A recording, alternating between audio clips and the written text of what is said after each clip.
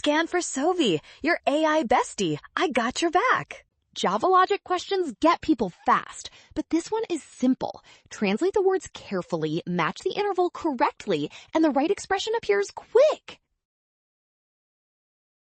In Java, seeing a number is between -10 and -5 inclusive means two comparisons joined by and.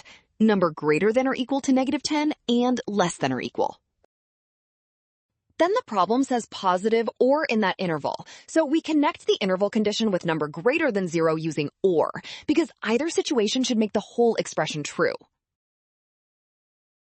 So the full statement is number greater than or equal to -10 and less than or equal to -5, or number greater than. Well done! Option D! Scan now, watch signs, and avoid rush. Trust the given conditions and check each comparison step carefully.